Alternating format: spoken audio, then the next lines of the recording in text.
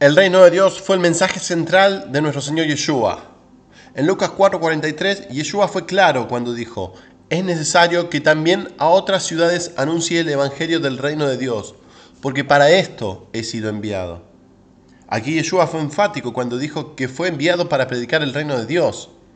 Este reino de Dios fue llamado por él mismo Señor como el evangelio, el único y singular evangelio salvador.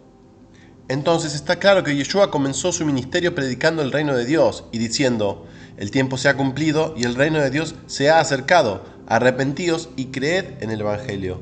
Marcos 1, 14, 15. Así que lo primero que nuestro Señor hizo al venir al mundo hace 2 milenios fue anunciar el reino de Dios y llamar a la gente al arrepentimiento e invitarlos al mismo tiempo a creer de todo corazón en su mensaje o evangelio salvador. Ahora bien, nótese que Yeshua no era el evangelio, sino el mensajero que Dios envió para dar a conocer su palabra o voluntad para su pueblo. Por eso Pedro dijo: Dios envió mensaje a los hijos de Israel, anunciando el evangelio de la paz, o sea que es el reino de Dios, por medio de Yeshua, el Mesías de Jesucristo. Este es el Señor de todos. Hechos 10:36.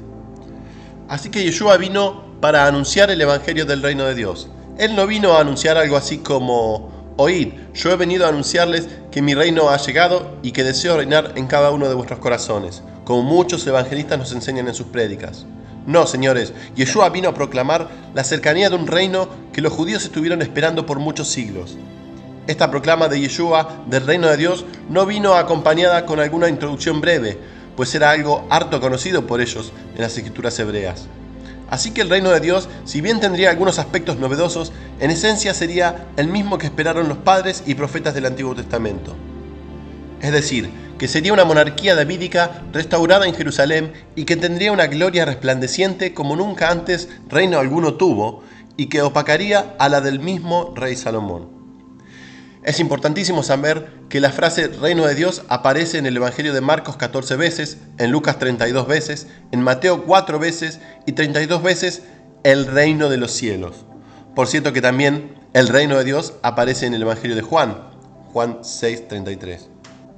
El teólogo Segundo Galilea nos dice en su libro El reino de Dios y la liberación del hombre, en página 10, de la siguiente manera: el reino de Dios es el tema central de la Biblia y su hilo conductor. Ireneo, obispo de León, en 185 después de Cristo, nos dice en su obra Contra las herejías: y en su segunda venida les dará a los suyos un lugar en su reino.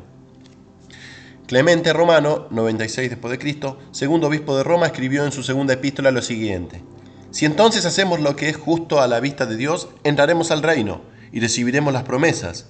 Esperemos cada día y hora el reino de Dios en amor y rectitud. El teólogo George Eldon Ladd nos dice en su prólogo de su libro El reino de Dios lo siguiente: nuestro Señor Jesús, o Yeshua, predicó gran parte y dedicó toda su vida del ministerio público a la enseñanza del reino de los cielos. Este tema es aún hoy día un mensaje importante para el hombre donde quiera que éste se encuentre.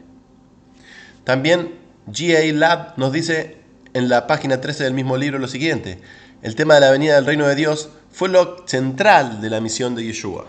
El mismo Papa Juan Pablo II dijo en una ocasión sobre el reino de Dios esto: nosotros, que ahora formamos la Iglesia de Cristo sobre la tierra, deberíamos encontrarnos en la dimensión de la verdad del reino de Dios.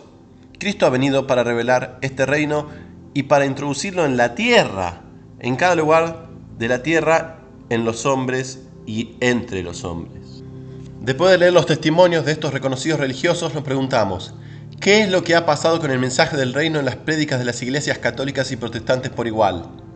Realmente, si Yeshua estuviera presente entre nosotros, hoy como lo estuvo hace 2 milenios con sus apóstoles en la Tierra Santa, seguramente desconocería por completo la mayoría de las iglesias de hoy.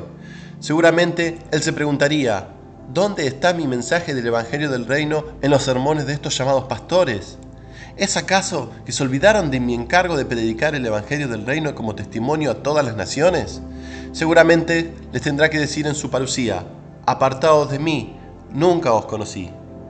Así que nuevamente le pregunto a usted, amigo: ¿cuándo fue la última vez que oyó un sermón completo u homilia sobre el reino de Dios desde el púlpito de su pastor?